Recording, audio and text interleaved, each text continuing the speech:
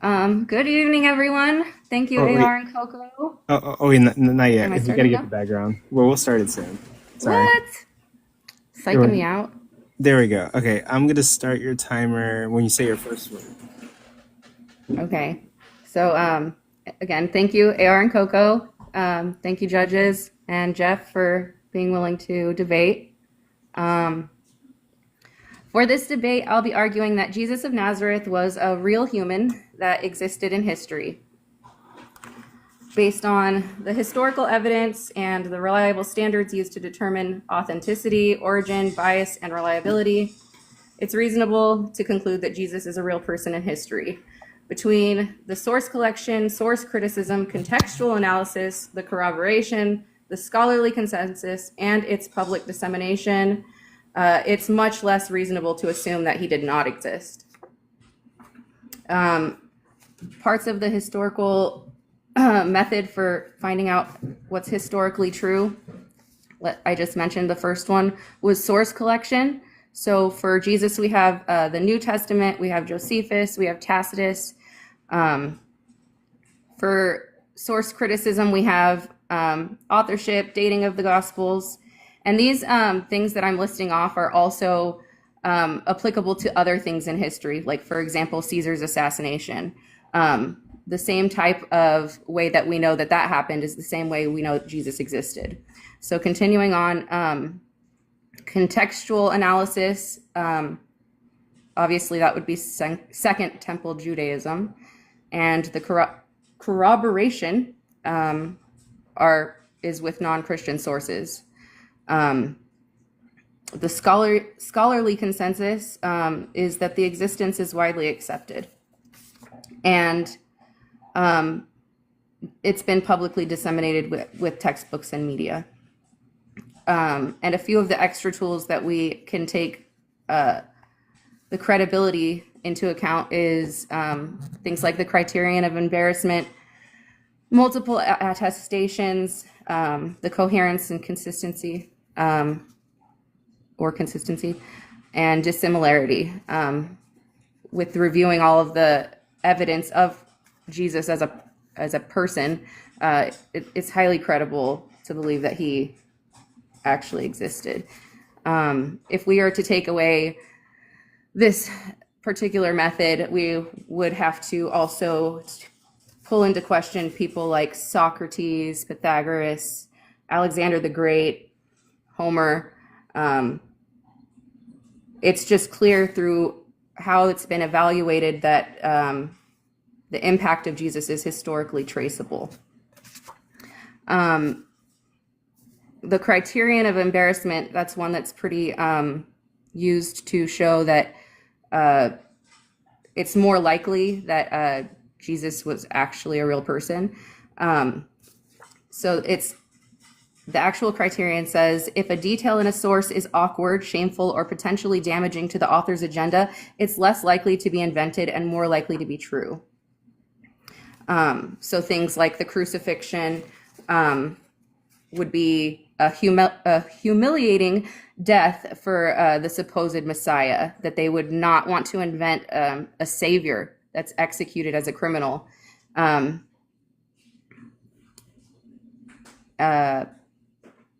Normally, people tend to hide or spin like uncomfortable facts like that. Other things that would be included in this embarrassment criterion would be he was baptized by John, the failures of the disciples, and women being witnesses. In that time period, those would be embarrassing. The consensus and scholarly standards, it's widely accepted by scholar. It's like the most accepted thing. I have Maurice Casey, E.P. Sanders, and Paula Fredrickson, who are not Christian scholars, who that believe Jesus was a real person, but deny like the supernatural side of it. The last thing I want to bring up, I think, is the oral tradition and how that is also reliable within this historical method. because of the structure. Here it is. Oral tradition is defined as early attestation that is structured and communal. So with the oral traditions, you have things like repetition and rhythm that aids in patterns aid in memory. And then you have designated custodians like elders, priests, and bards. They had group correction, which is like the community's correct deviations from like retellings of the stories in real time. And then there's mnemonic devices where they use rhyme and meter and formulaic phrases to ensure consistency. And seeing as how things like the Q source was probably oral, and things like the Corinthians Creed have been passed, received and passed down, according to Paul, we can see this as a reliable oral tradition. And I think that's all I have. Okay. I think my opponent, if he's denying Christ, is has a very fringe view with no evidence. Okay, and with that, we will end your time there. Thank you for your opening statement. It was really good. Jeff for Truth, now you're going to get 7 minutes for your opening statement, and it starts whenever you say your first word. All right, I appreciate everyone for being here, host, the judges, and the opponent for the debate. This is an excellent opportunity to debate the critically important issue, did Jesus exist? I am well aware of how devastating it is to devote your life to Jesus and Christianity only to find out later that Jesus never even existed in reality. I was raised in a Christian home and dedicated my life to Jesus and Christianity at the age of 16. But now I know, beyond a shadow of a doubt, that both Jesus and Christianity are both fake and man-made. This debate is not about the validity of Christianity, but if Jesus was not the divine miracle-working man that is described in the Bible, that certainly invalidates Christianity. As I did my research into the origin of Christianity, it became abundantly clear to me that not only was Jesus not a divine miracle worker who lived in the early 1st century, but he was not even a regular man who was crucified by Pontius Pilate in the 30s. I'm completely convinced that Jesus of Nazareth was a literary creation, not a historical person. He was neither God nor man. The primary motivation for the creation of Jesus was to change the Jewish narrative after a series of devastating losses in rebellions against the Roman Empire in the late 1st and early 2nd centuries. They're called the Roman-Jewish Wars. The Jewish people were governed by Rome in the 1st century, and the Roman Senate appointed Herod the Great as king of the Jews after the death of Julius Caesar around 40 BC. The Jewish people did not accept the Roman rule, which led to many small uprisings that culminated into all-out war in 66 Common Era. Jerusalem and the Jewish temple was destroyed in 70 CE, and up until this point, there is absolutely nothing in the historical record about Jesus or Christianity prior to 70 CE. The Jews had faith that their God would send them a military Messiah, like King David, to overthrow their Roman oppressors. But the Jewish God was completely powerless against the Roman army. There was a second Roman-Jewish war called the Kitos Rebellion. Then the third and final Roman-Jewish war called the Bar Kokhba Revolt concluded in 135 CE. The very first Christian writing known to history shows up after the Bar Kokhba Revolt in 144 at the hands of Marcion of Sinope. Scholars who say the biblical gospels and some letters of Paul were written in the 1st century are basing their conclusions on assumptions and the testimony of Christian church fathers like Irenaeus, who wrote in the late 2nd century. The message attributed to Jesus, repent or perish, was not a divine message from God, unless you understand that God was actually Caesar. This was a Roman ultimatum to the rebellious Jewish population. The Romans essentially demanded that the Jews abandon their hope for a military Messiah and submit to Roman rule or face continued destruction. This explains why there is no reliable evidence for Christianity prior to the destruction of Jerusalem in 70 CE. The Christian Bible is chock full of threats of Jewish destruction and the destruction of anyone who rejects Jesus as the true Jewish Messiah. There was no famous man in the 30s who started the Christian movement. The Christian movement was a pro-Roman, anti-Jewish, post-war propaganda campaign. Jesus was a completely fictional literary character created to destroy the Jewish dreams. Furthermore, this explains why the Romans pushed Christianity on the world. They promoted a religion that demanded submission to authority and promised a reward in the afterlife, a stark contrast to the rebellious military messiah figures who had caused them so much trouble. The figure of a peaceful, non-military messiah who taught his followers to turn the other cheek and to pay their taxes to Caesar was the perfect antithesis to these rebels. Finally, this explains why Jesus has no power to heal, no power to answer prayers, no power to work any miracles today. Jesus' powers only exist within the literary framework of Christian texts. As a literary creation, he cannot perform actions in the real world. His powers, like his existence, are confined to the pages of a book. Christianity is a product of political and military conflicts, not divine revelation. The figure of Jesus Christ was just an invention to solve a pressing political and military problem for the Roman Empire. And that concludes my opening statement. Okay. With that, we will end your timer. Thank you for your opening statement, guys. Both of them were really good. Now we're going to move on to the first round of cross-examination. Bobert, you're going to get 5 minutes to cross-exam. And it starts whenever you say your first word. Wait, are you okay with me calling you Summer, or do you want me to call you Bobert? That's fine. Oh, okay. Go ahead. So, good opening, Jeff. I have a few questions about some of your claims, like if the Romans created Jesus, which Romans did that, and how do you know? Do you think that like writings are the only form of attestation that we can track through history? I'm not aware of what you can track other than what is written. There's no archaeological evidence for Jesus, so the written testimony is all we have. Well, so here's the thing, right? You just said archaeology is also used, right? Yeah. To determine if something was real or not. Okay. So when you say that there are no writings within this time frame that you've kind of randomly chosen to say, well, there should be writings in this time, I just don't think that that's a reasonable standard to have in that era for those people.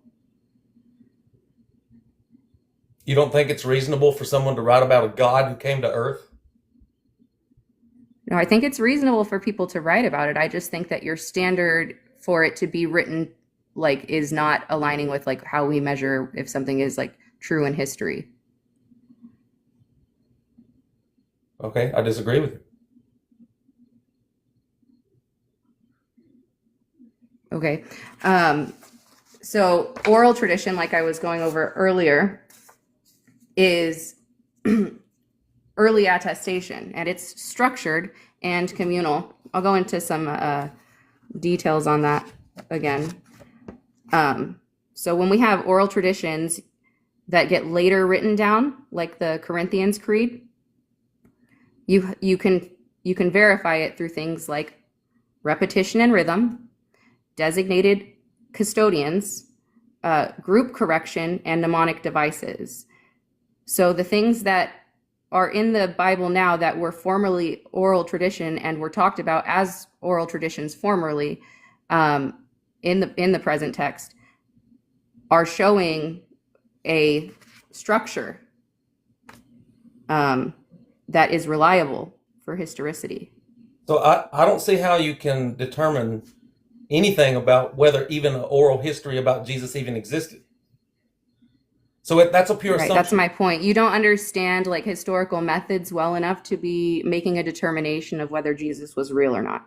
So is it possible? Well, it's a question, but just because they write in poetic language or in rhyme or rhythm, in fact, that would indicate that it's not actual oral tradition, because that's something that would be poetry, not because people don't speak in poetic language. People write Not in stories in modern poetic day, language. Jeff, but today, but back then, especially in Second Temple Judaism, I think that's what the time era was.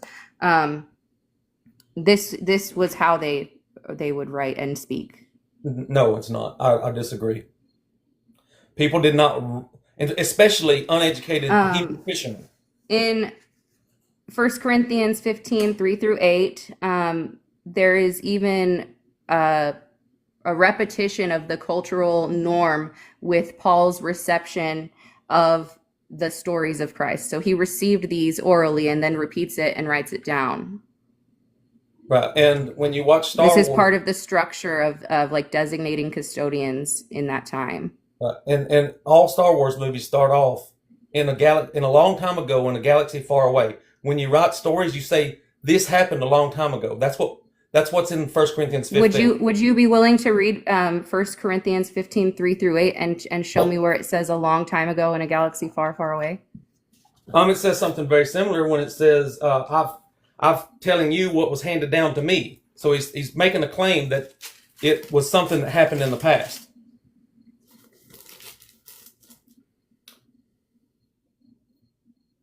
Correct. I'm kind of confused on what your contention is.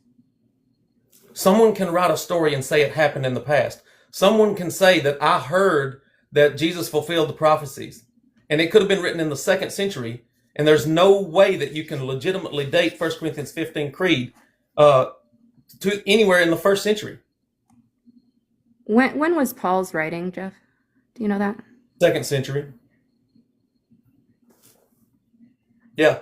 Where do you get this dating from that you have? Okay, answer that question, and then we'll move on to the next part. So there is no evidence that any of Paul's letters were written in the 1st century.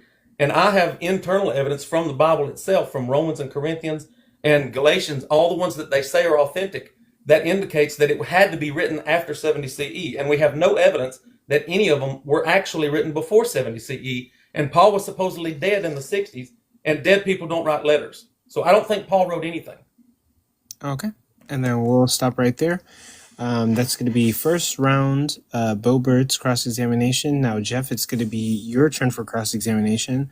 I'm going to give you 5 minutes on the clock, and it starts when you say your first word. Okay, so I'm making the argument that the Bible is fiction. It is a fictional story that was written directly in response to war. And it's amazing to me that so many people have a hard time understanding that, if you talk to Christians, they will even admit to you that Christianity is the new covenant between God. The old covenant was with the Jews, but the new covenant was with the Gentiles. And the Gentiles are actually the Romans, the Roman Empire. That was the Gentiles. You've got the Israelites who consider themselves Jews, and then everybody else, doesn't matter where you're from, everybody else is the Jews. So Christianity is the update to to Judaism. And we don't have any evidence whatsoever that Christianity existed actually in the entire 1st century. We have no evidence of it at all in the entire 1st century. The very first reference to Christianity is from Tacitus, and he says it's a mischievous superstition, but that's in the early 2nd century. And you brought up Josephus, so people always go to Josephus as the number one extra biblical source for Jesus. But yet,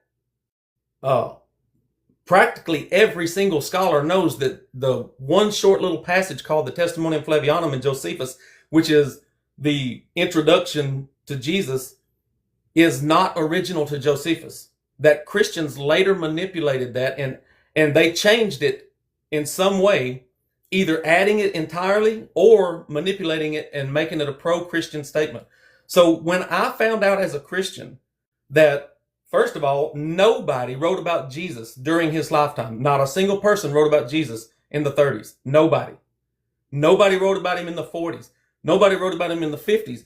And scholars will have you to believe that Paul wrote in the 50s and 60s, but we've got scholars now, like Nina Liv say, that are writing books saying, no, this is actually not what the evidence shows. And so when I found out that nobody wrote about Jesus during his lifetime, and when I found out that the number one source that Christians go to outside the Bible is also a known Christian forgery. If Christians had to add Jesus to history, that is a huge problem. This is probably the primary reason why I concluded that Jesus didn't exist, because Josephus was supposedly born in the 30s, the same decade that Jesus supposedly lived and made his impact on the world. But yet Josephus wrote hundreds and hundreds of thousands of words and never mentioned Jesus or Christianity or any Christian movement or any Paul. He doesn't even mention Paul. So he doesn't talk about some guy named Saul of Tarsus going around starting churches all over the Roman Empire. There is absolutely no mention whatsoever of Jesus or Christianity or Paul in any way from a man who wrote, and he's our primary source of first century Jewish history. Also, just a quick reminder: you can talk the whole time, or you could also ask questions to Right. Summer to delegitimize and establish your point. But go ahead. Right. So I'm just, I don't think I really have any questions right now, but I guess I would ask, Bobert, are you aware that the Josephus Testimonium Flavianum is not original to Josephus?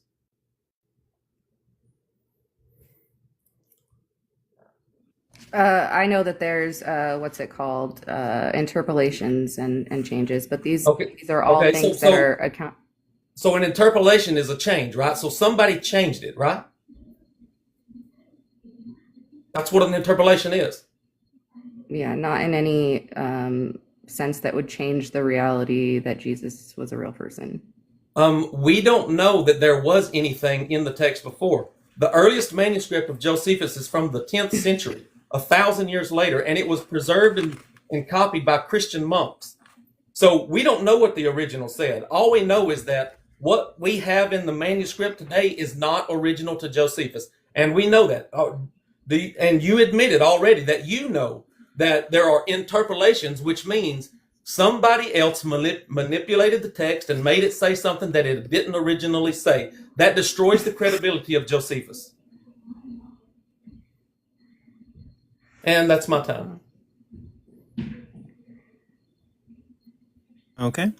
With that, that's going to conclude round 1 of the cross-examinations. We're now going to move on to round 2. Summer, you're going to get 5 minutes, and it starts whenever you say your first word. Okay, again, I have more questions, Jeff.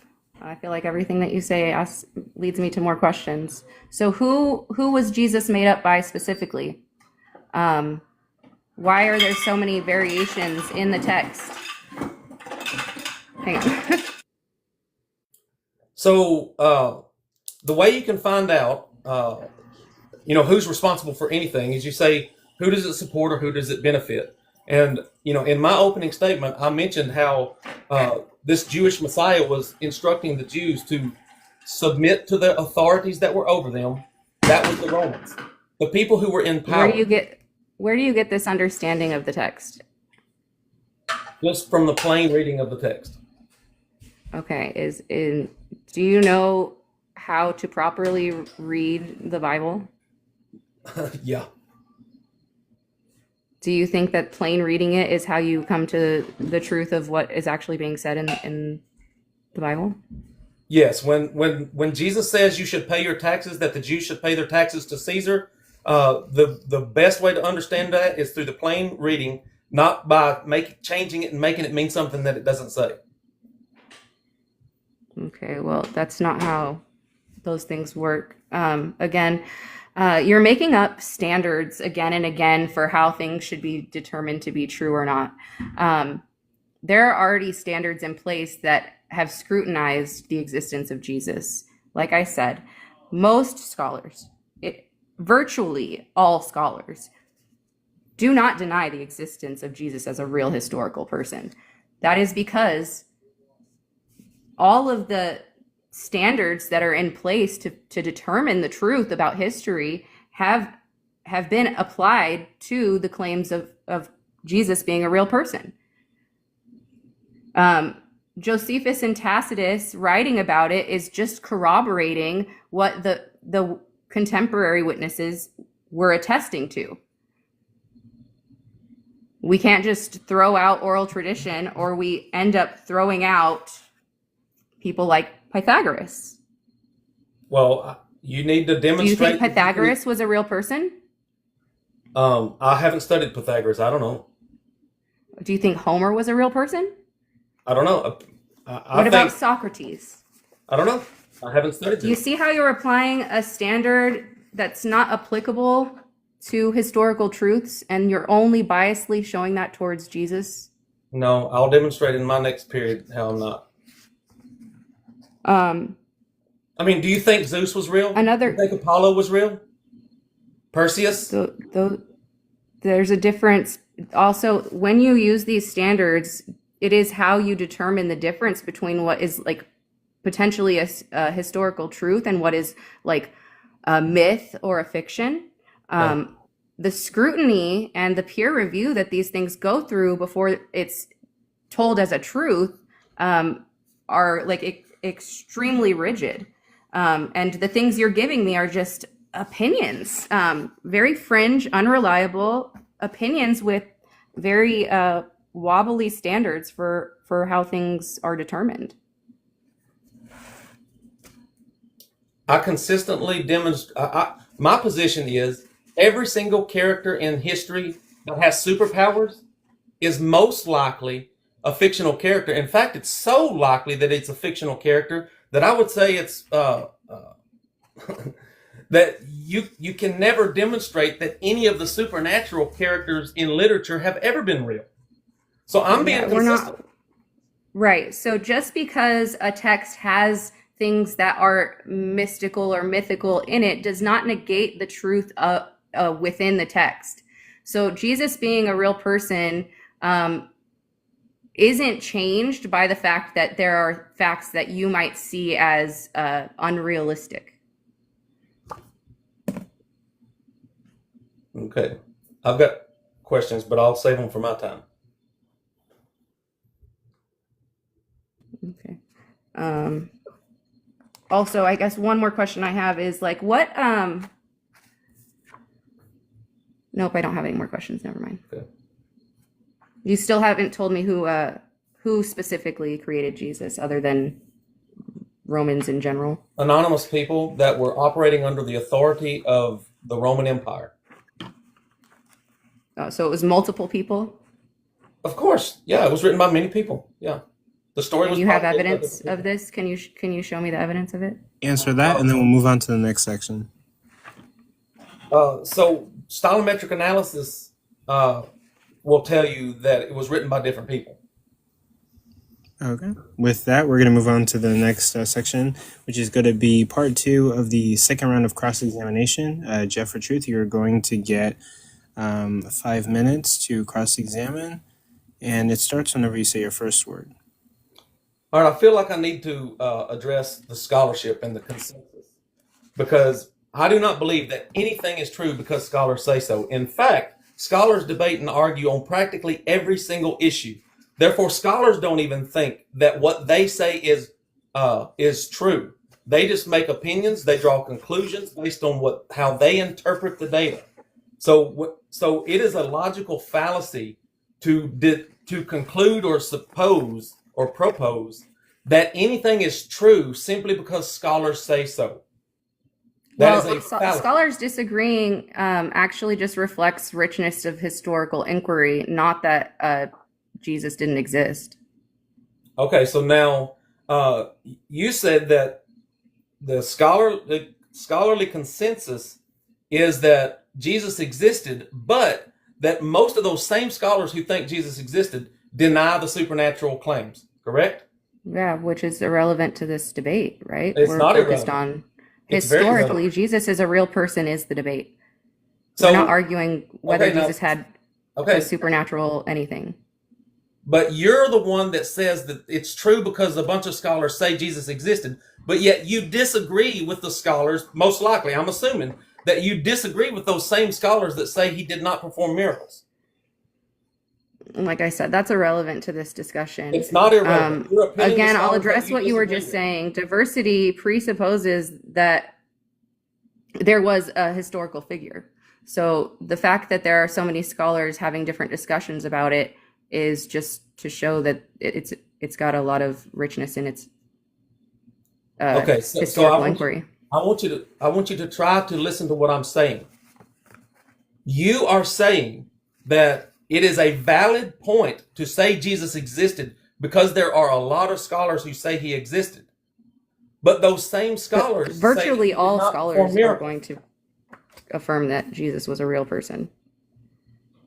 What? You can't find like a modern scholar of like antiquity that denies the existence of Jesus as a real person. Yes, Richard Carrier, Robert Price. There are a bunch of scholars that are mythicists. Right. That's a very fringe view, right? Okay, With so no evidence. it has tons of evidence. No, it just has opinions and It's not an opinion. inferences. So you're not tracking what I'm trying to get across with this appeal to scholarly consensus. These scholars that you are appealing to, saying that it must be true that Jesus existed because a bunch of people say so, those same people, if you're going to appeal to these people, I you actually have to didn't make that conclude- argument. I didn't say because a bunch of people say so, right? The fact that there are scholars who go through this information and they have methods and they're rigorously peer reviewed, brings more validity to their conclusions, right? And if they give it to, do you agree? Do you understand that many scholars disagree with other scholars just because they let a peer review it that says, "Oh, I agree with this," or then that doesn't make it true. Just because you can find two scholars or a handful of scholars that agree, it doesn't make it true. It's not a handful. It is virtually all scholars of antiquity. The No, it's not. only people who are disagreeing with this are people who are. It's an opinion based thing. There's no evidence that they're bringing forth that is actually outweighing the evidence of Jesus. Bart Ehrman, for example, who is an agnostic, says Jesus existed, and we have more evidence for him than for almost anyone from his time. But we've got more evidence for Batman and Spider-Man than we do for Jesus. So you can write a lot of stories about a fictional character. Do you agree? You literally have zero evidence. Do you Or agree that you either can of them. write a lot of stories You know who about the fictional authors of characters? those, bro, Jeff, you know who the author, well, you might not, but historically we know who wrote those characters and their intent was Bobert, this is for my them time. to be fictional This characters. is my time, So Bobert. this is all, we Stop. have evidence contrary to what you're Stop. saying. He's reclaiming his time. Go ahead. Okay. Do you agree that you can write a lot of stories about a fictional character? Sure. Okay, so the number of writings we have about Jesus are completely irrelevant as to whether Jesus existed or not. The number of writings is about Jesus. If it was from one person, then probably the amount wouldn't matter. But from people who are witnessing it and passing on the stories, the amount that we have is extremely impressive. Like, Oh, finish up. That's time, guys. That's time. okay. All right. I was gonna finish up. Okay, we're moving into the third round of cross-examination. So, Bobert, you're gonna get 5 minutes, and it starts whenever you say your first word. Yeah, so Jeff, it's just the case that if you demand airtight contemporary documentation for Jesus, and you keep this standard across the board, you'd have to discard much of ancient history.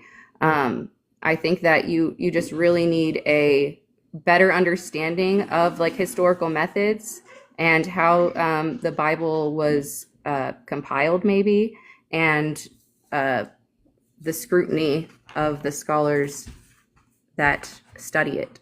So, again, I'm going to try asking, other than random people, who made up Jesus. You said it was for some war purpose. I don't quite understand any of the logic in that, especially because it was the existence of Jesus would have been during the Pax Romana. So you talking about wars doesn't quite make sense. Wow. So you're not aware of the Roman Jewish wars in the late first and early second century? Yeah, before Augustus. No, yeah, before Augustus was in power. No. During the reign of Vespasian, Titus, and Domitian, Trajan, and Hadrian. You're talking about the persecution of the rebellious Jews. I'm talking about war between the Romans and the Jews and the destruction of Jerusalem. Yeah, I'm not exactly sure what you're talking about. Well, that's what you need to study.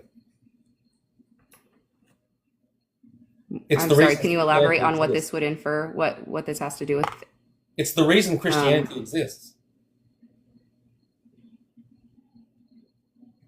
And you're not aware can you of history. Yeah, you're just making a claim. Can you elaborate on why this is the case?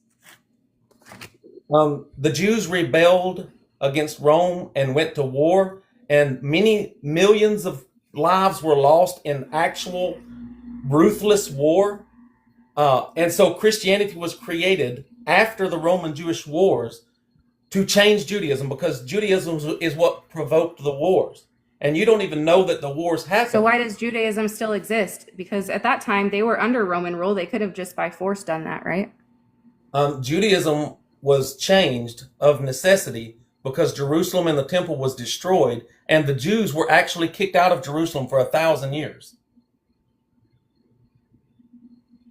Yeah, I don't get how this is telling me who wrote or made up Jesus, and I'm still unclear as to why they would need to make up Jesus to resolve any of the things that you're talking about. Because the Jews believed in a military Messiah that would lead them in military victory against the Romans, but that failed. So the Romans created a peaceful Messiah who only died on the cross and promised rewards after you die. Because it destroyed the Jewish ideology of. But it didn't, because there's still Jewish ideology today. It wasn't destroyed. That form of Judaism was destroyed in the Roman Empire in the 2nd century. That form of Judaism was destroyed. What form of Judaism are you talking about? Temple worship in Jerusalem, where they think they're going to take over the world through military power.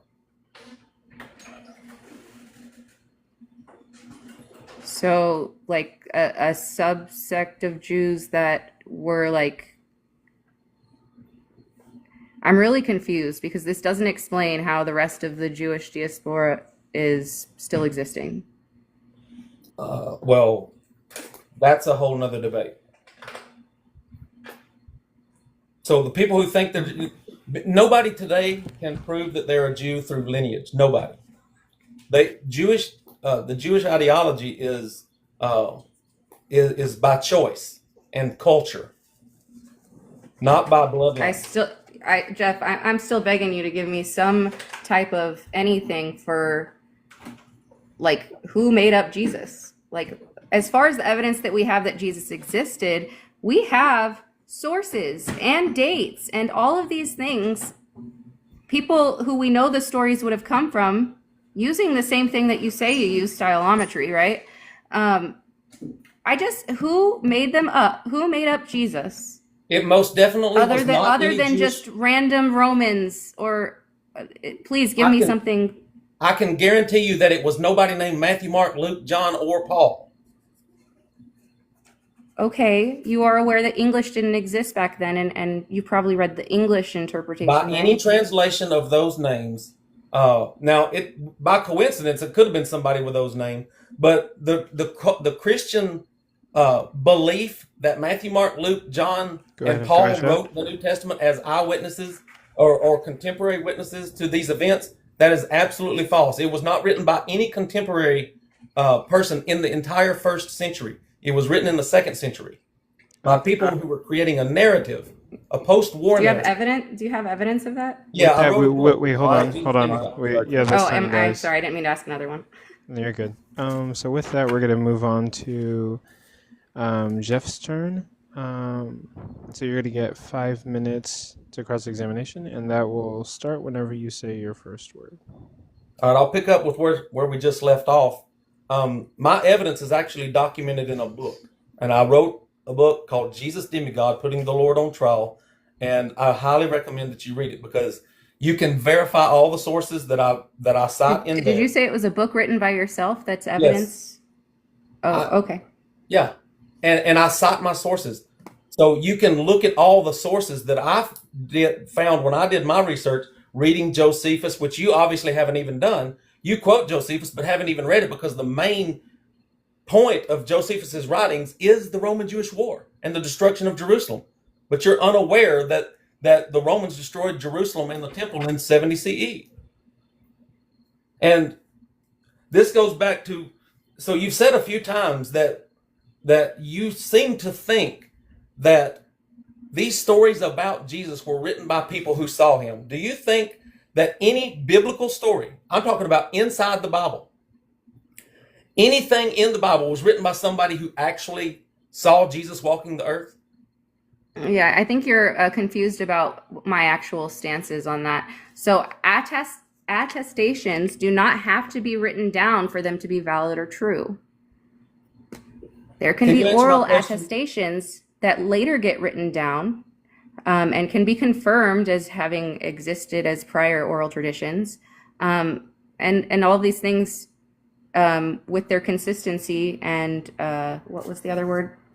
But consistency is the main thing. What's consistent? There's nothing consistent. Are more evident than your fringe-based opinion that has no evidence. Are you aware that there is practically no consistency whatsoever to the New Testament Gospels about Jesus? It is consistent. No, it's not. So Matthew and Luke completely disagree about the birth Maybe of if you're Jesus. reading in an inappropriate way, then you could, like, if you're doing a plain reading, you're going to find contradictions, which obviously means you're not approaching the text in the proper way. So, okay, stop right there. So Matthew, Mark, and Luke all say that Jesus ate the Passover meal with his disciples in the upper room Passover on Passover Day, and then they went out to the Garden of Gethsemane, and that's where he was arrested and tried overnight and crucified the next day, which would still technically be Passover because Passover started at sundown. That's when they ate their dinner, their supper. Then they went out, got arrested that night, and was crucified, and he was buried before the sun set the next day. So that was on their high holy day, the Passover day. The Gospel of John tells a completely contradictory story and says that Jesus was that meal that they ate was not the Passover meal, but it was 6 days before Passover. This is the same meal where he puts his hand in the dish. Where do you get your interpretation of this scriptures from, Jeff?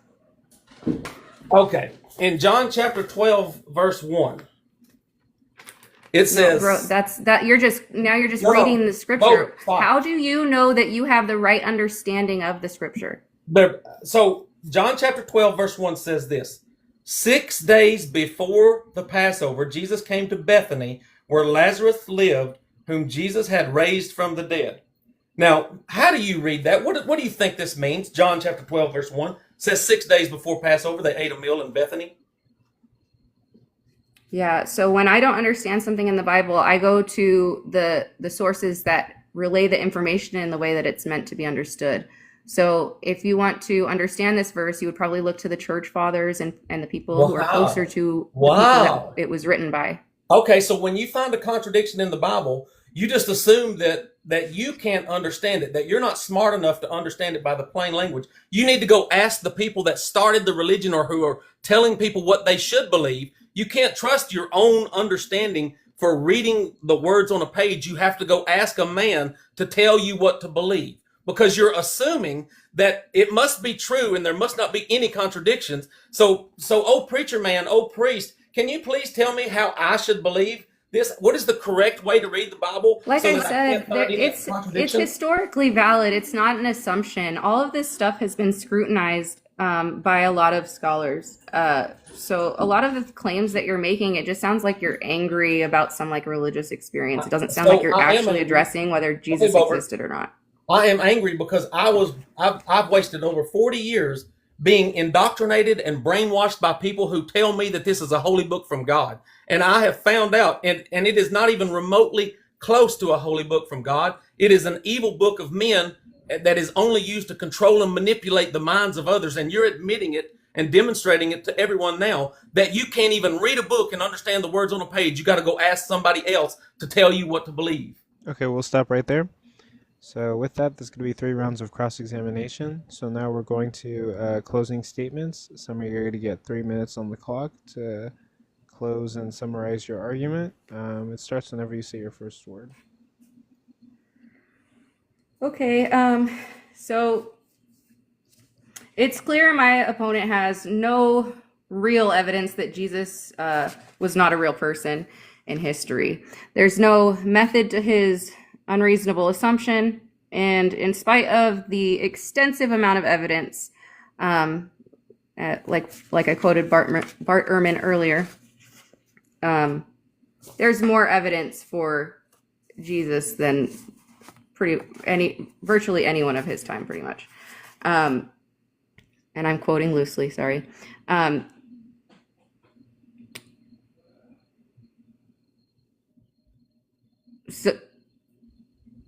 So in spite of the extensive amount of evidence that has been through a justifiable and rigorously peer-reviewed process, it's clear that Jeff does not understand how historical truths are determined and can't distinguish between myth and reality in this format. That's my closing. With that, we'll end your closing statement. I'll end your timer. And then, Jeff, you're going to have 3 minutes to sum up your argument. And it starts whenever you say your first word. All right, so I find it astounding that she thinks that I can't tell the difference between myth and reality, but yet she's the one who believes in a magic man who walks on water, who heals the sick and cures the blind and paralysis, simply because she reads it in a book. You see, if the historical method that you are referencing cannot tell the difference between a character who walks on water, who controls the weather, who resurrects other people from the dead, and magically heals blindness, if your historical method can't tell that that's a mythical character, then your historical method is unreliable. Because what I'm using is a consistent method of comparing written stories that have supernatural claims with observable reality. And so the way that I tell the difference between myth and reality is whenever you have a superhero. In fact, all Christians will tell you that every single God that has ever been written about or talked about or believed in is a false God, and people just made these gods up or they worship a false God, but yet theirs is real, and they have no evidence to back it up. Jesus said in Mark 16:18, whoever believes in him will be able to heal the sick by laying their hands on them.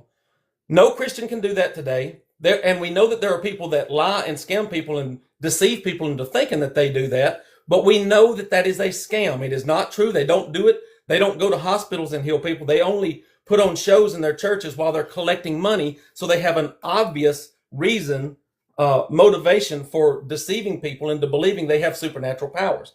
So I am the only one in this debate that actually can tell the difference between myth and reality.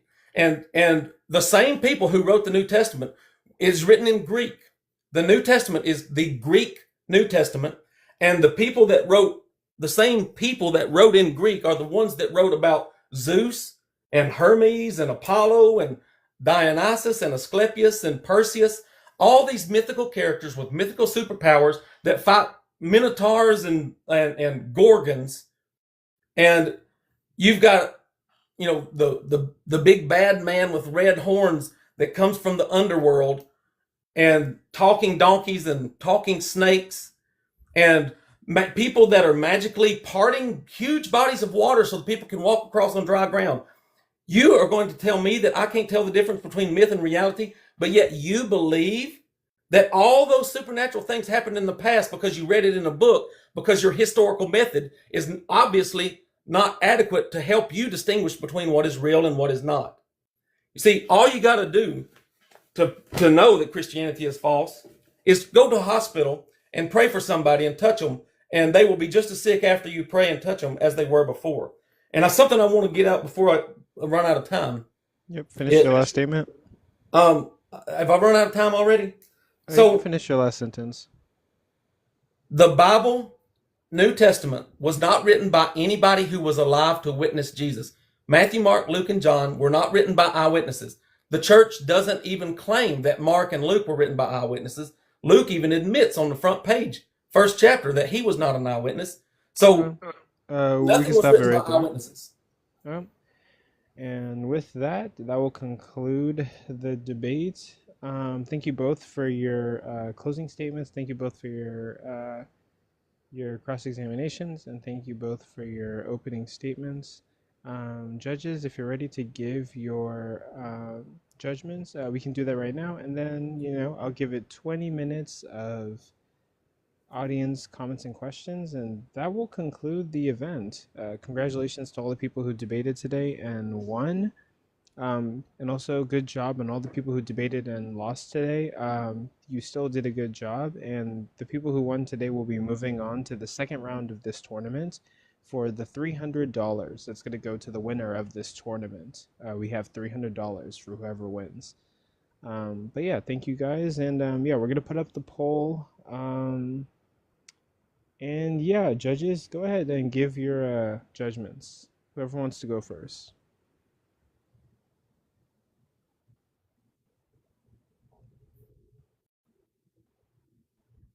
Or we can do audience first if you guys still need time. But so everyone wants to go first, judges. Maybe audience. The judges probably aren't ready yet.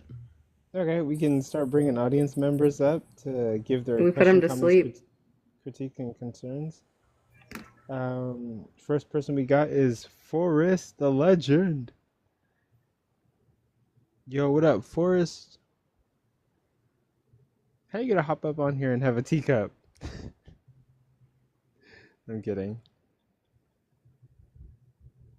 Wait, Forrest. Okay, Divinity's back. What's up, Divinity? Hey, wait, we're giving our opinions, right? Yeah. Also, by the way, you won your debate. Oh, cool. You still won, even without a closing. You still won. Got it. Anyway, yeah, I mean, on this debate, I only saw a little bit of it, but it sounded like Jeff was trying to say that Summer was like contradicting herself because her reasoning to believe in the existence of Jesus also led to the reasoning to believe that Jesus was not like supernaturally powered, and that like she's like somehow contradicting herself. Um, I mean, that doesn't really work because the experts regarding the, historical evidence surrounding Jesus' existence are not the same. They're not the experts on like the existence of metaphysical superpowers, so it's not really like the same sample of experts. But even if that were true, I think she rightly pointed out that it was kind of irrelevant, and presumably Jeff agrees that Jesus is not superpowered, and by his own reasoning also would believe that Jesus existed by the same expert. So it's like it's just a little unclear how that was relevant to the I think you're making reference to when we were having the conversation about she was saying that Jesus is likely true because it's the scholarly consensus. But those same Yes.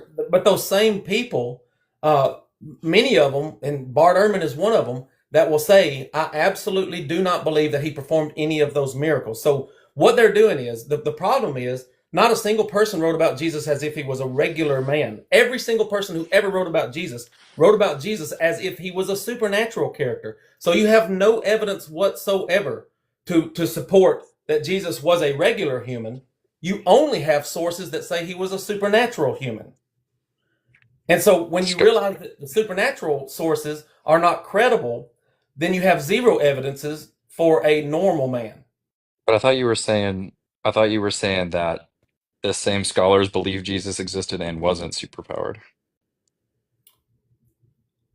Um, The- I was making the point that so in other words, if you say I follow Bart Ehrman's methodology and I come to the same conclusions as Bart Ehrman, if you did, then you would have to say that Jesus was not never performed any miracles whatsoever. But That he did was just a regular exist. man that somebody wrote mythical stories about later Hmm. after he was dead.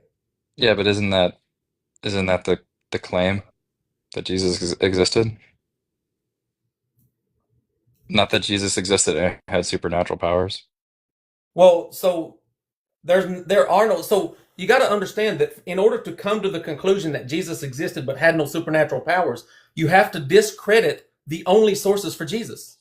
But I thought you said that the scholars said he existed and didn't have powers. What the scholars are doing is discrediting. Bart Ehrman discredits the Bible, and he uses the Yeah, but Bible then as his only source that Jesus existed, but he discredits his source. oh, so you're saying the authors is contradicting themselves. I'm saying Bart Ehrman is discrediting his only source for his conclusion. Right. So it wasn't like a They're two different claims, right? is it were you I thought you were trying to say that Bobert was or that Summer was contradicting herself, but now you're saying the scholars contradicted themselves. I'm saying it's a logical fallacy to appeal to scholars for anything. Okay, well that doesn't seem like what you're it sounds like you were trying to say that the scholars are wrong. They are wrong. The scholars are wrong. They're wrong in saying that Jesus existed but was a Yes. regular guy. Yes. So there's no evidence so right. But you think that And when here's you why. Let think me that let me by explain it them because this is important. right. The reason the scholars are wrong is because their only sources for their conclusions are sources that they discredit. When you discredit the Bible sources as reliable sources and you say, I believe this part of it, but not that part, that means they're arbitrarily picking which parts to believe and which parts not to believe. And all Bart Ehrman does is strip away the supernatural and say, well, he could have been baptized by John the Baptist and he could have been crucified and he could have even had a brother named James. That's all reasonable. But I mean, you're saying it's like arbitrary selection, but like Yeah. presumably the selection is like part of the Bible is like positing the existence of things that are miracles, and the other part of the Bible is just positing historical events. It's like that's a bright line. That's not arbitrary. But anyway, we do have to get to the other Anyway, guests that probably want to ask questions. But thank you for coming up, Divinity. yeah, I guess Oh, yeah, no problem. and also no, you're totally good. Also, congratulations on your win, and no, you're totally good. Oh wait, what was the split on the judging? Wait, AR, do you have the screenshot for the poll on Divinity's debate? On the judge, Yeah. Well, he was saying not the poll judging. for Oh judging. shoot, my Yeah, for bad, my bad. judging. Yeah, the judging. What was it The again? judging was 3-0. It was unanimous. Okay, cool. Yeah. Unanimous, yeah. Yes. All right, cool. You guys have a good luck with the debate. Good luck whoever won that debate. Yep. And all right, judges, are you ready? And then we can do the audience after, or do we still need to do audience and then get to the judges? You ready, judges? Tiny Friction, Mitch, you guys here? You guys good to go? I'm ready.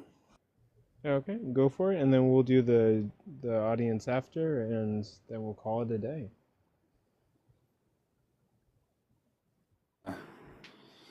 Yeah. Okay. Thanks for the participants for having that debate, and everyone. Although I will say that was probably the one that I least enjoyed of those so far. I think it definitely could have been a lot better on both sides. Some of the discussion on methodology and considering whether, what sort of skeptical or unskeptical commitments one methodology would commit to was somewhat interesting. I mean, I don't know. I'm not sure that some of the inferences drawn there on both sides were all that good, but I'm not going to get into details of that now. I thought, yeah, I mean, I thought the support from Jeff was a bit lacking, and some of the stuff he said was strange. I don't know that all the they say that all the the Gospels were 2nd century or something like that. I don't, I'm not sure what's going on there. Well, It's a very I vague wish view. I wish I could explain it to you. Yeah. So, like, obviously, some I'm other not time. going to judge harshly against that because it's not something that was seriously challenged or pursued in the debate. But yeah, I thought it was a strange point. The point about the appealing to scholars, I mean, obviously, it's not fallacious broadly to appeal to scholars to draw inferences. It's perfectly legitimate if we have reason to think that scholars in some field or on some topic are reasonably reliable, or at least more reliable than other means of coming to decide some matter, to appeal to them as some support for the view that they come to. Now, whether that would, there's some sort of something self-undermining in this applied to this case, I don't see why. I mean, at best you could say that, well, because she also believes in the supernatural claims, if she does, although I think Bobert did a good job to separate that other commitment from that debate topic, which it is separate. Because of course, because if it's someone who has the same view about there being historical Jesus, but disagreed that he's anything supernatural, could have made all the points that Bobert made, I think, and then what's the relevance of this other objection? But at best, it would show that there's some sort of tension in her view, appealing to scholars for the historicity of Jesus, when similar or those same scholars would deny his supernatural capabilities and acts. Although I'm not so sure that the prevalence of scholars would deny that. Of course, I think they would not accept it. Historians would not typically endorse it as a matter of demonstrated history, but that's not the same thing as denying its actuality. And pointing to some scholars who do deny it as a matter of history, I don't see how that's anywhere near the same sort of consensus that would. Well, anyways, I'm reading more into this than was actually discussed, but I didn't think what Jeff had to say on that point was very good. And what Bobert said was okay, although it could have been pursued much further. Let's see, I guess there are a few other things. There's a few other things I could cover, but I kind of tired, so I'm gonna end, and I say that I would give the win to Bobert, but I wasn't overly impressed by either side in this one. Okay. With that, thank you for your judging, and we're gonna go to the next judge. Who's it gonna be, Tiny or Mitch? Mind going next? Since Tiny's our new guest judge. Okay. So congratulations both. I think openings were good. Summer, I think you did a good job in establishing the kind of historical criterion used to establish somebody's historicity, and that in denying Jesus' existence, we'd have to deny figures like you mentioned, Socrates, you mentioned, I think, Homer and other figures. I think there was maybe an over-reliance on method and on scholarly consensus. However, Jeff, I think your challenge to this was kind of odd. I just, I guess, agree with Friction. I think it's not fallacious at all to defer to scholarly consensus. I do think you gave good motivation for why it might be the case that scholars that scholars do side with Jesus, but or affirm Jesus' existence. But you then hinged a lot of that on this kind of, I don't know, this idea that on one hand, the claims that we have seem to affirm Jesus as a supernatural being, but on the other hand, there aren't, any claims of him being a normal man. And then you focus on the fact that the supernatural claims are likely not true. I can see what you were trying to do there, but I think you did fail in your execution. I do think you just spoke past the prompt, and this was more speaking to, did Jesus have superpowers rather than did Jesus exist? And speaking of superpowers in your cross, I think you weakened your cross significantly by saying that like Batman has more evidence than Jesus.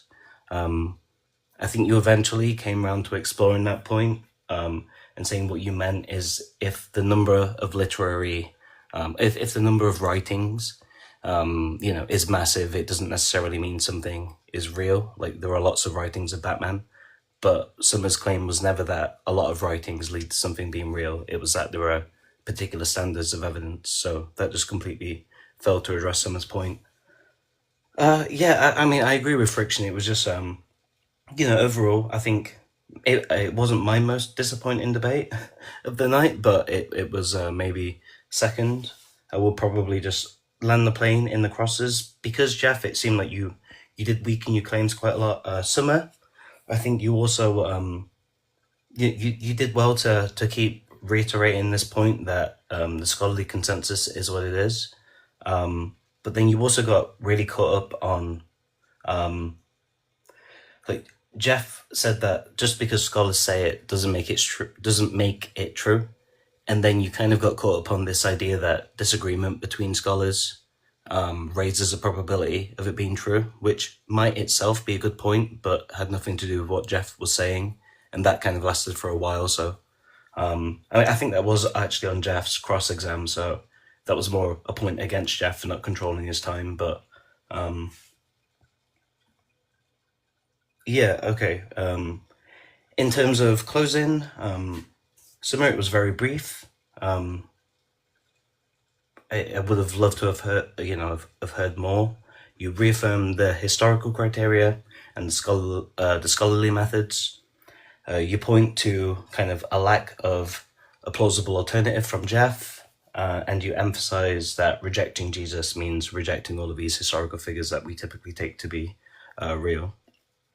Jeff, your closing, it seemed to rely on those superpowers a lot. Again, it seemed to focus on the fact that prayer healing doesn't work, right? That you can go out and demonstrate that the supernatural claims are not true. But again, this just feel, it seems to miss the prompt. So very narrowly, again, I'll give this to Bobert. Okay, thank you for your judgment. With that, Tiny Science, you're the last judge that's left. Tiny, you're the last one left. All right, so the opening statements, I think, Jeff, you did an appeal to emotion and personal credulity in the beginning, in the very first minute. And then you brought up some points about the Roman wars and how Jesus was likely a Roman invention. You didn't really provide sources for that. You said something about Herod the Great in 66 CE, and there's nothing prior to 70 CE for the story, which I give you points for that.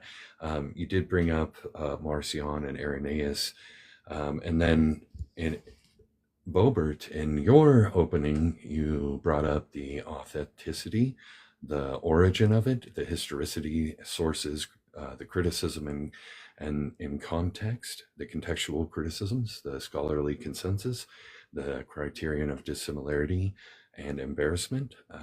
You brought up the Baptist John and the women being witnesses, which is part of the criterion of embarrassment.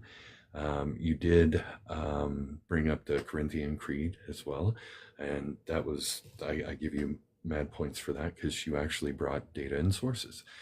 In the first cross-examine, Jeff, you asked a question during the cross-exam, which is a no-no. You shouldn't do that.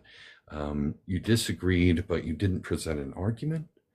You did bring up Nina Livesey, so I will give you some points for that. You said that the scholarly consensus is a logical fallacy, and I just want to know exactly what logical fallacy that was. We can discuss that after this, but you did bring up Richard Carrier and Robert Price. as sources, which these are two scholars. This wouldn't be consensus. This would still be fringe. And you did bring up Bart Ehrman, and even though he disagrees with the supernatural, he still does grant Jesus's existence.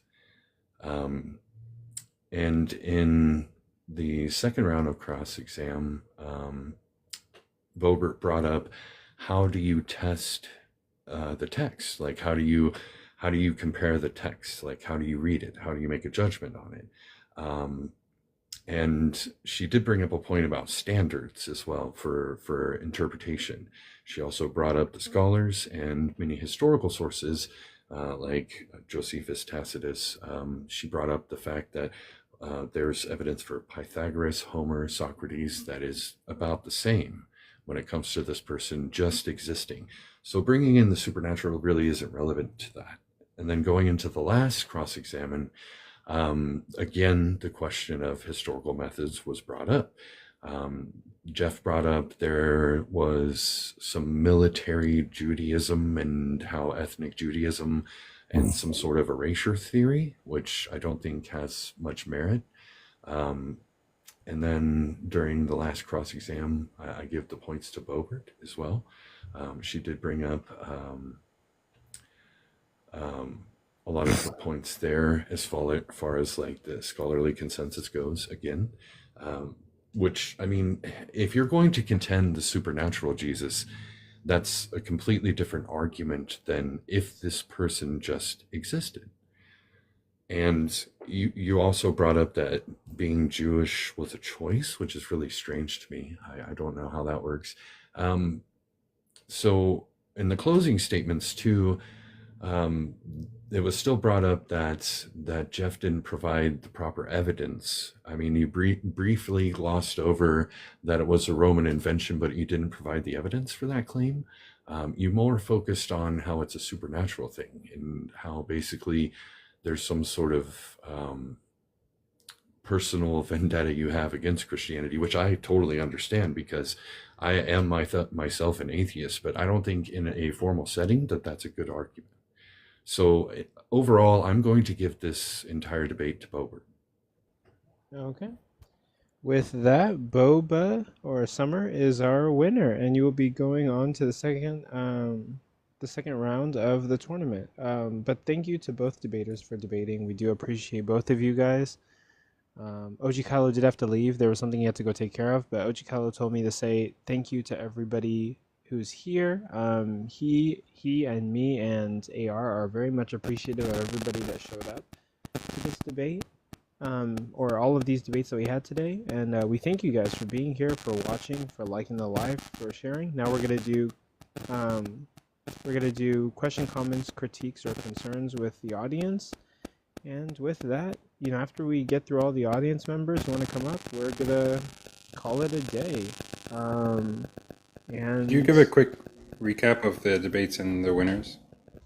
Yeah, so I think Summer won this debate, Joey won the last debate, Divinity won his debate, and Mob. and Mob Mob won his debate. Yeah.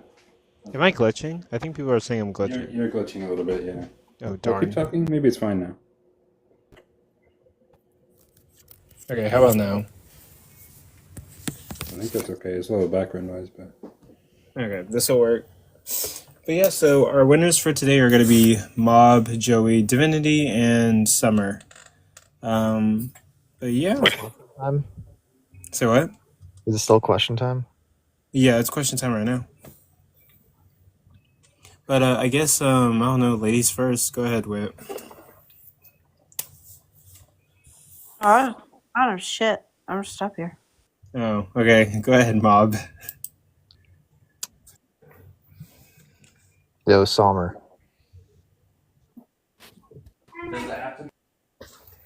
What do you think of the whole Christ before Jesus, like stylometric analysis kind of points? What do you think of that stuff? It's part of what you said. I heard about stylometric, whatever, but what'd you ask? Do you know that guy on TikTok, Christ before Jesus? No. Oh, you don't? Okay. I think I've heard the name before. Or Jeff, what do you think? I guess I can ask you. I don't have a problem with it. I mean, I think it's good to use data to analyze this ancient text. I think there are a lot of flaws and assumptions that are built into it. I don't think it's definitive, but I think we can clearly say that the New Testament was written by a bunch of different authors, just on without even doing data analysis. You can just use basic common sense and see all the contradictions and say, if this was written by the same person, he was telling a different story. He was contradicting himself. When do you think? You know, like what's his face, the one that was out in the woods, and then he like was he wrote a bunch of letters, but that's how they found out who he was based on the style of writing. Paul? No, is it the Unabomber, or was it the other guy? This is getting funnier. Like, Summer, there's like a guy called Christ Before Jesus on here, and he just stylometric analysis and says Paul and Jesus didn't exist. Like, it's like a dude on TikTok. Wait, Jeff, when do you think Actual stylometry, because that's a real thing that they use in like criminal investigations. Yeah, that's true. I don't fucking know. When do you think Acts was written, Jeff? True. Okay, how come? Why do you think it did not mention Paul's death? The New Testament narrative was deliberately written about to tell a fictional history. So, but whenever they mention the destruction of the Jews, which is mentioned all throughout, these warnings about the day of wrath that's coming and the destruction of the temple specifically mentioned, the reason that scholars say that the Gospels could not have been written before 70 is because it mentions the destruction of the temple, and it is foolish of them to presume that it was predicting the future when we have no manuscripts, no citations or references at all that these things existed prior to the war. So it's foolish to presume a miracle when you don't have the evidence to prove the miracle. Okay, and with that, we do have like 3 guests in the comment in the queue. Wait, I'm gonna swap you out. And Shark has like 5% on his phone, so we're gonna bring him up. And Mob, you satisfied with that? Yes, you can swap me if you want. Go you. We're gonna bring Fredo up, but go ahead, Shark. You got it. Bobert, how does it feel to be a champion? A champion? I mean, I don't feel like that was like a Yeah, championship debate or anything. Yeah, no worries. Yeah, wasn't much. So I just want to clear the air. Jeff, do you want to retract your statement that all Jews are Jewish by choice? No. Wow. It is a culture. It is a tradition. Judaism is a bloodline.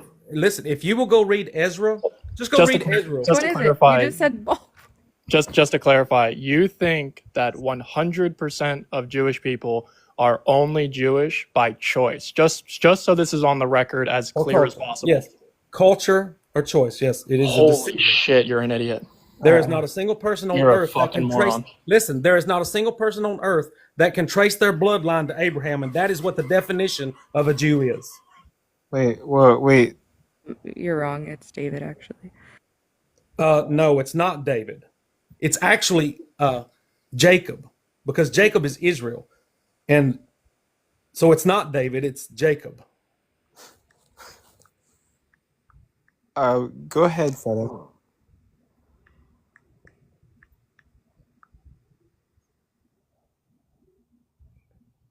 With the hermeneutical question was like, you nearly lost me at that. That seemed very irrelevant, but that was just an extra criticism. Wait, actually, okay, wait, hold on. Before we go any further, maybe I'm a little bit tired, but I'm like honestly confused. I just searched it up. Like, is Jewish a choice? And like, okay, I'm gonna sound stupid. I don't want to embarrass myself. Okay, it's like somebody go, please. On my end, a Jew would be someone who was a Jewish by bloodline, and there is not a person on earth today. And by being Jewish by bloodline, you have to track your lineage to Jacob, the great grandson or the grandson, whatever, of Abraham. That is the definition of a Jew. from a bloodline perspective. So Jesus, even according to the Bible, shit. Jesus would not have been a Jew because he was supposedly the son of God, and you cannot be a son of God and be a Jew. You have to be a son of a Jew to be a Jew. Can someone clarify this? Well, it could have traced back to his mother. But wait, are you saying that nobody alive today actually has the knowledge about their entire ancestry back to David or Jacob, or are you saying that none of them, in fact, have that ancestry? Nobody alive today can track their lineage to Jacob. Nobody. But do you think it's possible that there are people who, in fact, have that lineage, even if they're not able to, Okay, so that's possible. That's possible. Yeah. There very well may be some descendants of Jacob, but nobody can prove it because no, we don't have that record.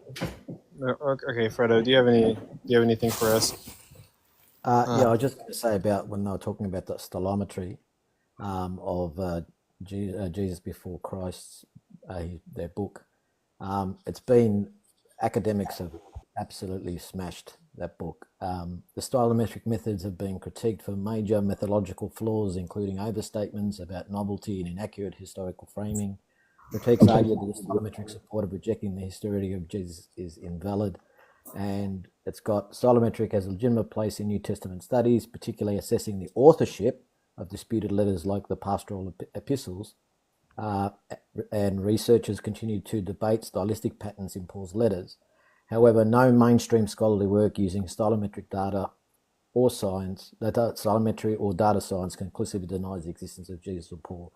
He claims that Jesus and Paul didn't exist, and no academic scholar using stylometric, and they do use it in support of it, and they do question some of the writings, the epistles, and so forth. But no one actually claims that Jesus or Paul didn't exist based on stylometric or data science. Wait, is that anti-Semitic to deny that Jewish people exist? Jeff. No. I think he's talking about the faith of the Jewish. I'm saying there is culture. a difference between culture and bloodline lineage. There is a difference, and we do not have bloodline lineage. We only have cultural and religious Jews today. Oh, Jesus. Right. Okay. So he's saying that for the sense of being Jewish, that has to do with having a certain bloodline that traces back to, Isaac, Abraham, Jacob, whatever. He's claiming that nobody today can confirm that they're Jewish in that sense. It might be that people are, but he's saying that nobody can confirm it. Correct. Nobody can prove that they are bloodline descendants of Jacob. That's what I'm saying. That's not anti-Semitic. That is a factual statement.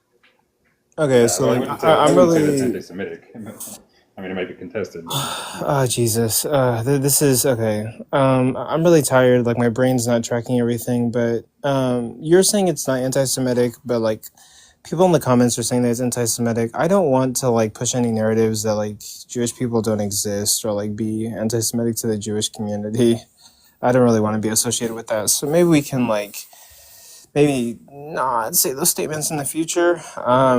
And let's try to see if we can move forward. But like, so you shouldn't even entertain So I didn't say Jewish people don't exist. People are Jewish by choice, and no one can prove their lineage to.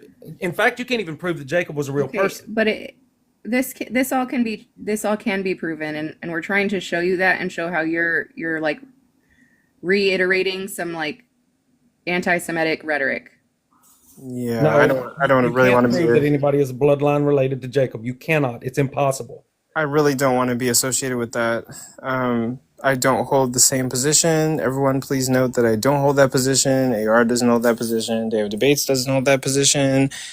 Ojikala doesn't hold that position. But yeah, I don't really want to do like anything anti-Semitic. That's not really what I want to promote. But let's move on to the next thing. What's the next thing that we're going to talk about? But also, like, do you believe if you question someone's belief, it's being anti-Semitic? I mean, like, there's a blurred line here that I am having a hard time like trying to figure out where it is and not cross it. So like, I'd prefer we just move on to the next conversation. So if you said a Christian's belief is wrong, is that anti-Christian? I said I would prefer to move to anything else that we could talk about.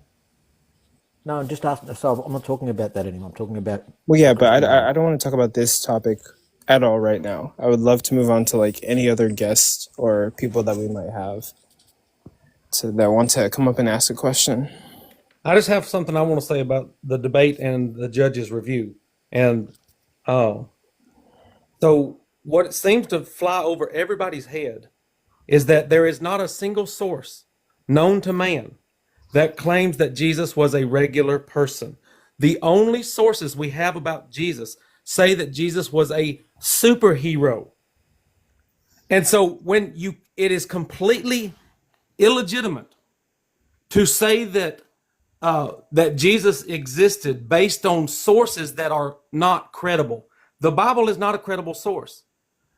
Scholars do not even believe that the Bible is a credible source. Bart Ehrman destroys the credibility of the Bible, says it says things that are contradictory, things that absolutely did not happen in history, and it is full of mythology and legendary things that people dreamed up for whatever reason. So when you discredit the source, you cannot use the discredited source to justify that Jesus existed. No, you can't. So there's two ways in which you can, right? Hang on. That's silly because he uses the source to justify that Jesus existed. You're literally putting holes in the source that you're using. That's ridiculous. He literally says that Jesus existed, and you're now claiming. But look, that's ridiculous. Yeah, there's two ways in which you might make that. You might still make an inference even if you think the source is unreliable. First of all, you might think it's not wholly unreliable. I mean, Bart will say that it gets a lot of things right. I think many people will agree with that. It gets a lot of details of history correct. Now, you might think that, well, okay, there being this person, Jesus, maybe that's one of the ones where it's not correct, or we have less reason to think that it is correct. But no, just generally thinking that it's unreliable in certain respects isn't grounds to dismiss it altogether as a source of history. But the other issue is that even if you think it's broadly unreliable, we might argue sort of independently that there being a text like this and the movement that came out of it is best explained by, in part, there being this historical figure. And I think that sort of inference doesn't require thinking that the text itself is very reliable. But, that's a further inference that you can make. So the necessary question, if you think that at least the Bible is reliable enough to say that Jesus existed, but if you're going to take the position, and almost everybody does, except for Christians that are just believing the whole thing, if you say that I don't believe the miracles are credible, you have to come up with some rational explanation for why people would turn a regular person into a superhero. And my narrative is what explains why they turned this character. I don't believe it was ever a real character, but they turned this Jesus into this superhero because they wanted him to replace the Jewish messianic figure. Look, I'm not going to dispute that there would be motivations to invent him as well. But it's also not. There's an incredible precedent for people attributing supernatural abilities to regular people. It's happened today. It's happened throughout history. I'm not so sure why it'd be so surprising that happened in this case. Well, so a good example is Josephus says that Vespasian performed the same miracles that Jesus did. He spit on the dirt, took the mud, and rubbed it on a guy's eyes, and he cured blindness. And another man had a withered hand, and he stepped on his hand in the name of Serapis. Well, hold on, guys. This isn't supposed to be like another debate, and we also got another guest. So let's probably try to move it on. You guys could probably have this discussion like some other time. Thank you, Fredo. Go ahead. Yeah. Ask your question. Thank you. This is a question for Jeff. Why are you so bad at debating?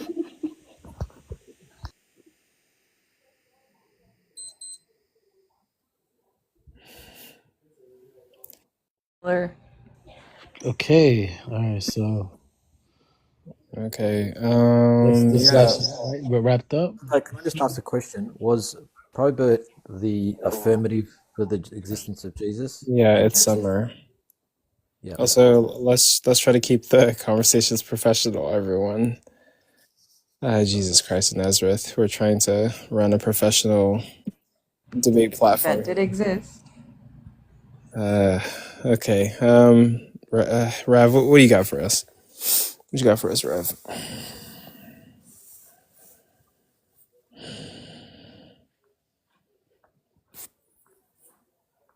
Jesus. Can I just ask to clarify what happened?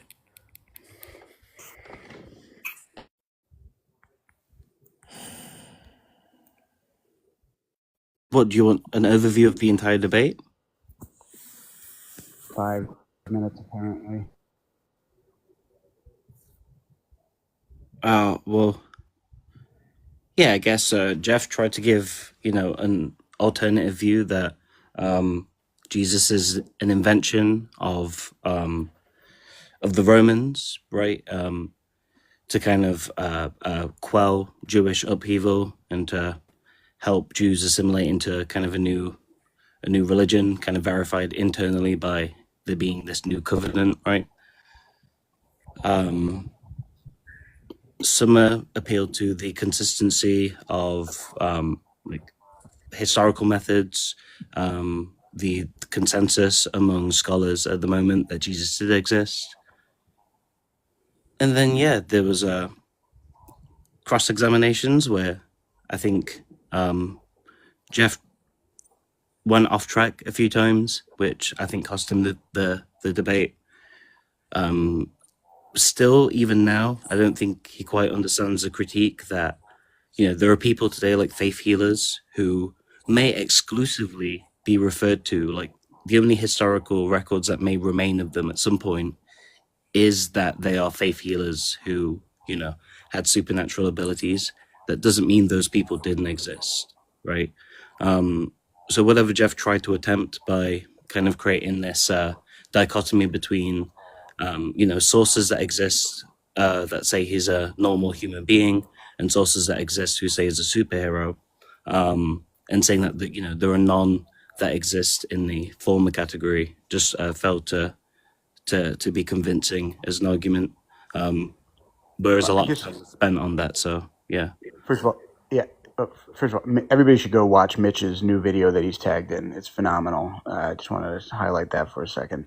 That was great earlier. But I think what I was more asking was about the question about like being Jewish as a choice. I just wanted to like clarify that. That topic's off the table. What's that? That topic is not. We can't discuss it.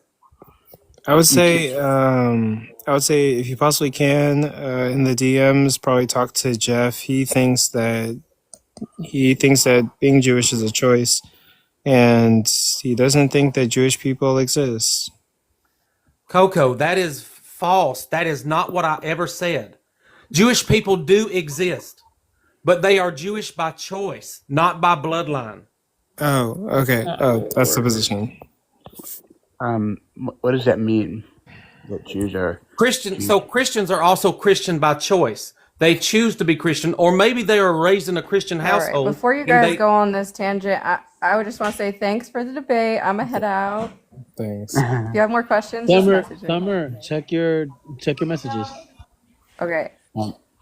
Jeff, I'm gonna just extend a insightful olive branch, and feel free to reach out anytime if you'd like to speak to a Jewish person or maybe try and understand how Judaism works from a. So which of the 12 tribes of Israel did you descend from? That's a great question. I'm actually of the tribe of Levi. No, you're not. Okay, yeah, you guys could talk about that in the DMs. Okay. What is happening? Thanks, Jeff. If you're born to a Jewish mother, you're already Jewish by a non-choice. That just debunks your whole entire worldview. That's the same thing as being born to a Christian mother, and you say that you're a Christian, moron. Anyway, we could If you're move born on. to a Jewish mother, that's how it works. If you're born Please to a talk Jewish about mother, this somewhere else, you're please. automatically Jewish. That Okay. debunks everything you've said. Okay, please just talk about this somewhere else. Anywhere else. Oh Jeff, my God. I just really, and then I'm gonna hop down. Like, I think like being curious is a far greater quality than being assertive or sure of anything, especially when it has nothing to do with you and you just don't know. I listened to the vast majority of this debate. You were vastly unprepared. You only showed opinions. You were an epic failure in this debate. And I've heard you speak on other topics before, and you're just not a prepared or educated person. And I would encourage you to be more curious and read more books, and not embarrass yourself so thoroughly in the future. And that's all I have to say. So best of luck to you. Fuck off. Okay, that's fine. Anyway, I just tried to help you out. That's all. Yeah. Well, You're fuck embarrassing off. I don't yourself. care. I don't need your help. I don't want your help. That much is clear. Yeah. Bro's mad he lost. Wasn't this also the person that was like anti-LGBTQIA plus? No, I don't know. you can sleep with whoever you want, just for the record. I don't care where you put your wiener. Yeah. How do you feel about people who are? Well, actually, guys, this is wait. Okay, this is a professional like event that we're having. So like, this mudsliding, we can like probably do it some other time. I do want to like before. Jesus Christ. Okay, I did a terrible job towards the end of this debate. The point of this is we're not trying to push anything like anti-Semitic. But also like I apologize for not like shutting that down whenever that ended up happening. Now I'm not like we need to mind what we say up here.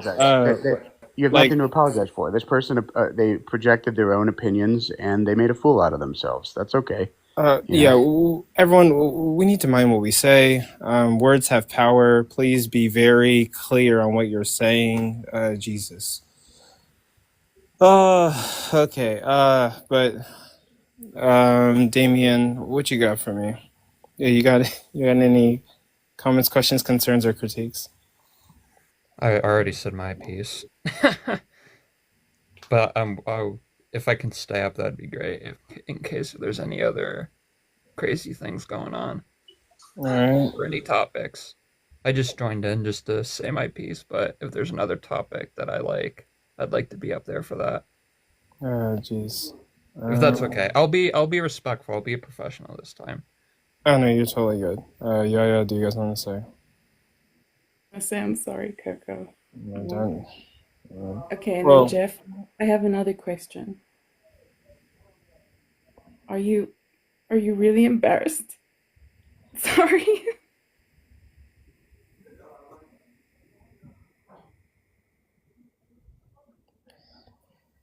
You got anything, Jake? What just happened? Yeah, I was gonna ask Jeff. He said the scholars are trusting in scholars or using them as a logical fallacy. So if that's the case, then why do you quote any scholars in your book? So let me clarify. It is a logical fallacy to appeal to authority. This is a well-established logical fallacy. What it means is nothing is true because scholars say so. What you have to do is understand the evidence that drew them to their conclusion and debate the evidence. So you can say a lot of scholars, in fact, it is true that it is a consensus that biblical scholars believe that Jesus existed. That is their conclusion, but that doesn't make their conclusion true. It is not true just because a lot of scholars say so. So if you don't understand the reasoning behind why the scholars say something, if you're just appealing to the authority and say, well, I just trust Bart Ehrman, but all the Christians who appeal to Bart Ehrman disagree with Bart Ehrman. So if you disagree with Bart Ehrman, then there's nothing wrong with me disagreeing with Bart Ehrman.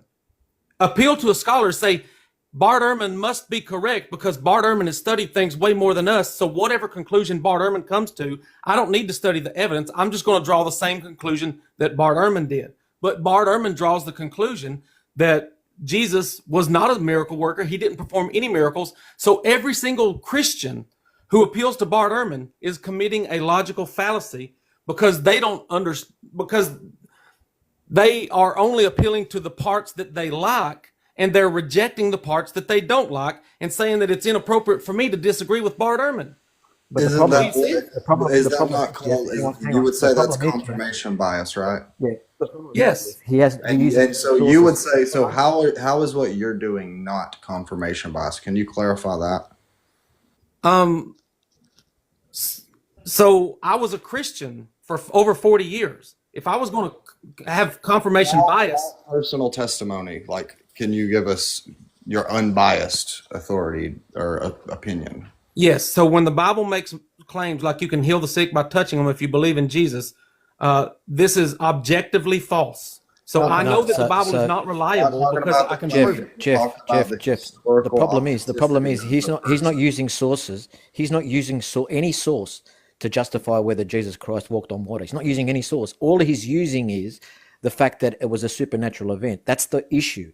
The issue of his existence, he uses sources to actually verify that. And so do hundreds of scholars, well-known, academic, well-researched scholars. He's just using the fact that it's a supernatural event that justifies he not performing those. Now, the fact is we know supernatural events are a thing. So the fact is he can't actually prove it physically that it didn't happen. That's the difference, Jeff. Nope. Supernatural things are not a thing. Nobody can demonstrate anything supernatural. But Jeff, supernatural thing. Let me prove it to you. What's a supernatural event? What's the definition in the dictionary? Something that defies nature. Something that defies nature. No. It's the cause or existence of something that cannot be explained by the laws of science. Correct? If you look up every definition, it's literally say the manifestation, the cause, the existence of something that cannot be explained by the laws of science. Well, that's not necessarily a good definition, even if it's in the dictionary. Because Fredo, listen. Definition. Are you saying definitions don't mean anything? I'm saying that it's not a good definition. No, but your definition, I'm saying to you, the definition of supernatural, his claim that those supernatural events didn't happen is because we don't see them happening. But he can't prove that they didn't happen. And the point is, the definition of supernatural in all instances says it's the cause or existence of something that cannot be explained by the laws of science. I would define it as something, Fredo, I would define it as something that can only be explained by a God. No, see, this is the problem. You've got your own definition, and you don't understand the definition of the word. The word is defined. All right, guys. This is turning into a debate. Words are defined in more than one way. Words have many definitions. Hang on. You can define it however you want to. You can define it. Okay, I'm tired. Getting a little bit frustrated. It's kind of time to end the night. I was going to comment on the appealing to authority, but if you want to end, that's fine. Oh, go ahead. You can go ahead and give a final thing. Go ahead and drop down. Yeah, look, I think it's in many cases perfectly reasonable to appeal to facts about scholars or scholarly consensus without even having to analyze or assess the data or evidence that led them to their conclusions as support for particular conclusions. Like if I found out that 100% of scientists working on some topic in physics agree on some natural law, but I have no idea what data or evidence led them to that conclusion, it's still a perfectly reasonable inference to say, well, okay, that's at least some, maybe even very good evidence in favor of that natural law. I don't need to understand what the actual evidence is, although it would be nice. And it's not fallacious. That's a perfectly reasonable statistical inference.